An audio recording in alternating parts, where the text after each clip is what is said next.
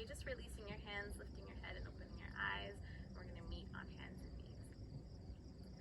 So you're going to position yourself so that your palms are directly underneath your shoulders and the knees are directly underneath your hips, and you're going to tuck the toes so you get a good stretch for the backs of the feet.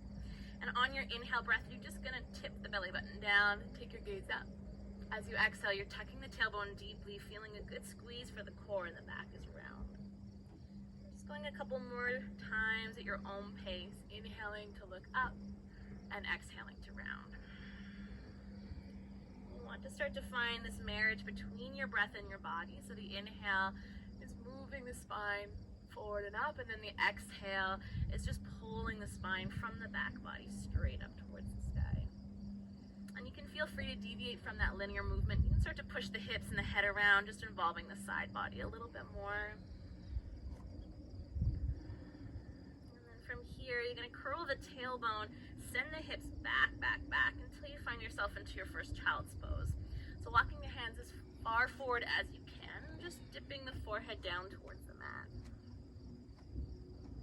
This is a really good way to start to ground the energy by taking the forehead and the belly earthward.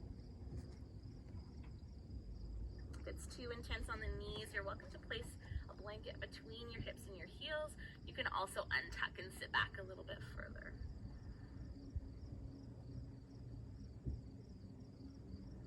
And then to add a little extra element, we're going to walk the hands off the mat towards the right. So you're going to ground this left sit bone. You're going to walk the left hand a little bit further and feel the left side of your body really open up. Just taking 2 breaths right here. So deep inhale into the left side and full breath out. And one more full breath in. Feel the body just gently rising. And then as you exhale, feel a deeper settling. And take it up, come over to the other side. This time your right hand reaches a little bit further. I like to come up onto spider fingertips and then kind of adjust. So my pelvis shifts towards the right, head relaxes down towards the mat. So feeling a side stretch all the way from your right hip through to your right armpit.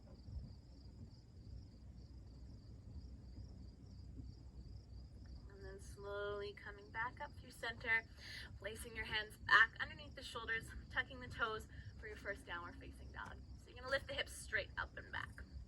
And you're going to walk the feet slightly back behind you, and the hands just slightly forward. And you want to feel the grip of your hands on the mat like you're palming a basketball. So it's a really, really tight grip, feeling index fingers and thumbs pushing down. And then we're going to bend the knees quite a bit and stick the sit bones up nice and high. And the neck is nice and released and soft. From here, you can create a little pedal here, so pressing one heel down and just switching it out. So down dog, great to open up the backs of the legs. Get to stretch the spine, tone the arms. Just starting to get some good blood flow into the brain. From here, just find one more breath in steadiness. So deep inhale and full exhale. Look forward. You're just going to slowly walk the feet all the way up to the top of the mat. You're going to bend both of your knees. You're going to take 2 fists and you're going to slide them between your feet, and that's about the distance you want your feet. Second toes are facing forward, so nice and parallel. Bend your knees as much as you need so that the lower back feels okay, and then just drop chin into chest, fingertips to the mat. If you feel like you have a little bit more opening in the backs of the legs, you can start to straighten the legs just gently. But the goal here really is to release through the spine. So the deeper you bend the knees, the more sort of decongesting you're going to feel for the lower back. And then we're going to move into a halfway lift. So the hands can come to shins or thighs. I'm going to create a nice tall line with the spine as you gaze forward. And then as you exhale, you're going to bow and forward fold. And then as we inhale, you're going to circle the arms high above the head and come to your first standing position, taking your gaze up. And as you exhale, hands are going to come to center chest. And again, you're going to inhale, circle the arms up. As we exhale, hands are going to come down through prayer. You're going to forward fold, soften the knees, engage the core. Lengthen into your flat back, gaze goes forward. And exhale, bow and forward fold. You're going to step back into high plank. So this is top of a push-up position. A couple variations. You can take the knees down immediately if you're feeling too much tension in the lower back or the arms. You're gonna take a breath in, neck is long, and exhale, bending the elbows close to your rib cage and untuck the toes. Inhale, you're gonna take a cobra pose, so just gently lifting your chest up and off of the mat. So this is your low cobra. If you wanna go a little deeper, you can push down into the hands, legs are strong, gaze goes up. And then as we exhale, you're coming all the way back down. You're gonna tuck the toes, come to your hands into your knees, and press straight back up, downward facing dog. And it's just one simple breath in, and a full breath all the way out. Gazing to your hands, step or hop lightly to the top of your mat. Come back into your halfway lift, and exhale, breathe it out. Inhale, sweep your arms high above your head. And as you exhale, offer your hands to the center of your chest. We're gonna take this flow 2 more times using 1 breath per movement. So inhale, arms come up. Exhale, you fold down. Inhale, you lengthen. And exhale, navel to spine, chin to chest, fold. Inhale, step back to your high plank. Maybe this time the knees stay up and off of the mat. And as we exhale, shift forward, bend the elbows and lower to the mat. Untuck your toes, cobra, high or low. And exhale, tucking the toes through hands and knees, push to downward facing dog. It's 1 breath to ground. Exhale to release.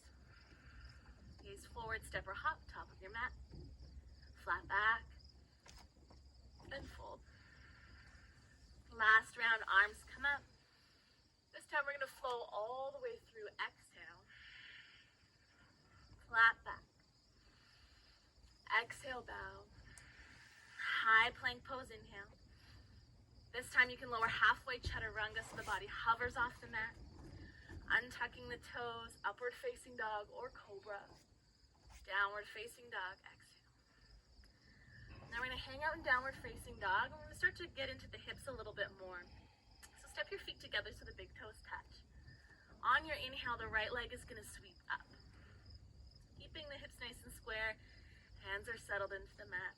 Step forward all the way up to your right thumb. If your foot doesn't make it, use your hand to bring it through. You wanna see that the right knee aligns over your right ankle, and drop your back knee.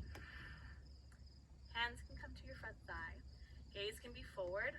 If you're feeling okay here, just stay here. You can also roll your mat to create a little extra padding so that your back knee feels safe and protected. This feels good. Arms reach up, low lunge. Gaze can come up between the hands. Lengthening the tailbone and lifting the chest up. And then as we exhale, the fingertips are going to come down to the mat, and we're going to send the hips back, untuck the back toes, and flex the right foot. So this is creating a big opening through the back of your right leg. If it's too intense, bend the knee. Flex your toes quite a bit here, and see if you can really square off the hips. So if you think of the energy in the lower part of your body is being sent backward, and from your hips through the crown of your head is being sent forward. Take a deep breath right here. As you exhale, if you want to release a bit more, your chin can come into your chest and you can release your upper body over this leg. Then we'll look forward, come back into your lunge, tuck your back toes under, and lift your back leg up nice and strong. So this is getting you through this front left hip flexor, and let's look forward just for a breath in. And then as we exhale, plant the palms, step back to downward facing dog. We'll step feet together. And we'll go to the left side. Left leg lifts up. Try to keep the hips nice and square. On your exhalation, step left foot through to the left thumb. Drop the back knee, pat it if you need to. Hands can come to front thigh or up towards the ceiling. So this would be a really good flow to do post-run or post lots of sitting. The hip flexors tend to get quite crunchy. So this is a really nice way to really lean out and open up to the front of this right hip flexor and thigh. You're looking to find a little bit more balance, arms reach up. Gaze gets super still, breath stays moving. Inhale. On your exhale, we release, fingertips down, and then send the hips back for our hamstring stretch. So toes nice and active. If you have a little bit more flexibility, feel free to walk this left heel a little bit further farther forward. And I want you to imagine that you're drawing your left hip back and your right hip forward just to create a little bit more length in the back of this left leg. You can stay here and breathe, or you can tip chin into chest, palms come flat. Find a little bit more relaxation through your upper body. And a big breath in to where you're feeling the most resistance in your body, and as you exhale, try to soften around wherever you're feeling that hold or that grip. Looking forward, coming back into your lunge, tuck the back toes, lift up your back knee, sit the hips nice and low, gaze goes forward, take a breath in. And as we exhale, we send it back, downward facing dog pose. We'll move through one vinyasa, so that's that flow of movement, high plank pose, inhale. Exhale, shift forward and lower. Inhale, your back bend of choice, cobra or upward facing dog. Exhale, downward facing dog, push hips up and back. Gazing forward to your hands, you're gonna step or hop to the front of your mat. Lengthen into flat back as you arrive. And exhale, we fold. Inhale, we're gonna stand all the way up. And as we exhale, hands are gonna come straight into heart center. And then releasing your hands, we're gonna take a balance, and I'm gonna just face you so you can see. You're gonna shift the weight into your left foot. The sole of the right foot is gonna come above or below the knee. It's important that this foot is not glued right to the knee. So anywhere above or below, I'm gonna take the foot up to the crease of the groin. Hands are gonna come to the center of the chest. So you're focusing on left big toe mound, kind of like a thumbtack being pushed into a cork board. That's your center. It's kind of drawing you down into the mat. Toes are relaxed, hands come to heart, gaze gets super steady. You want to play around with this, arms can come up. And you can kind of play with your gaze and look down, forward, or up towards the ceiling to challenge the balance. Make sure you're not holding the breath. You don't want to jeopardize the breath for the sake of the posture. Hands can come back into the center of the chest. And then release. Right foot comes down, shake up the standing leg, and find your way to the other side. Right foot, sole of the left foot. So if balance is an issue for you, the big toe can stay on the mat. You can just kind of connect the sole of the foot with the ankle, and this will give you a little bit more stability. You can also hold on to a wall. Know that every day your balance is different. And it's really just our ability to come back into the shape with compassion. So if you're feeling a bit competitive or hard on yourself, as you sway your body, as your body sweats, as your body moves and struggles, just coming back into center, finding your breath, not taking it too seriously. Arms can come up if you wish. Gaze can go down, forward, or up. Take one more breath in. As we exhale, collecting hands at heart center, and then releasing both feet, and then shaking them out. I'm gonna stay facing you, but your feet are gonna come as wide as your mat, so that's a good marker for you. Heels are gonna come in and toes are gonna come out slightly. I'm gonna bend all the way down into Malasana, squat pose. So if your hips are really tight here, sitting up on a block is gonna elevate you and create less pressure on the hip joints. Otherwise, we're getting nice and low. Palms are gonna come together and elbows are gonna just gently press the knees back. So when I'm here, especially if I'm looking to ground, I really wanna take everything sort of more internal. So I'm gonna take my thumbs to third eye center, so just between the brows. I'm gonna actually drop my head into my hands, creating just a gentle rounding to the upper back. And I like to find just a little bit of sway here, just to keep the hips nice and warm. You carry your head around all day, so this is just a nice way just to release, opening up the back of the neck. Take one more breath in. And as we exhale, you're gonna drop the hands, you're gonna lower your sit bones to the floor, and you're gonna extend both legs out in front of you. So this is Paschimottanasana. You're gonna flex the feet again, sitting up on a block if you need a little bit of help. You'll know you need that help if the lower back is rounded when the legs are straight. So sitting up on a block is just gonna create a little bit more space to the low back. You're gonna just take the hands beside the knees, and you're gonna walk any amount forward. So wherever you stop is perfect. You're gonna drop the chin in towards the chest and just rest here. And I like to close the eyes just to get a little bit more connected to my own breathing.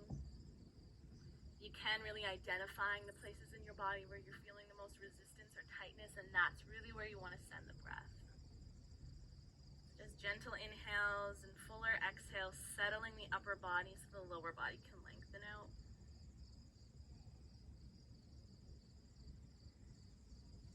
Taking one more breath in, and full exhale, breath out.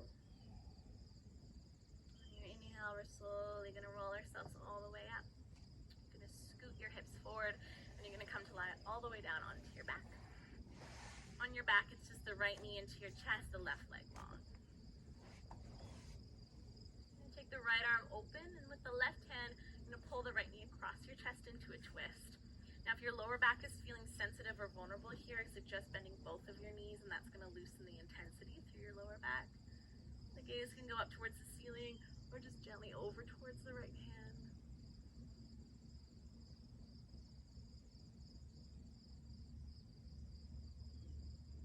And then we'll change sides. Engage the core first above all else. Look forward, taking the knees up, dropping the right leg down. So right leg's coming down, left knee is drawing into your chest. And it's the same thing, twist goes the other side, left hand is going to open up, this knee is going to take you all the way across. You can bend both knees if that feels too intense. And this is your last posture of this practice, so just really letting your body fall a little bit heavier, relaxing through your breath. Back through center, hugging both of your knees into your chest. If you have time, I suggest lying yourself out into Shavasana so the heels are heavy, nice and wide, palms facing up. If you do not have a moment to lie down, that's fine. We'll come up to seated. Wherever you are, closing your eyes.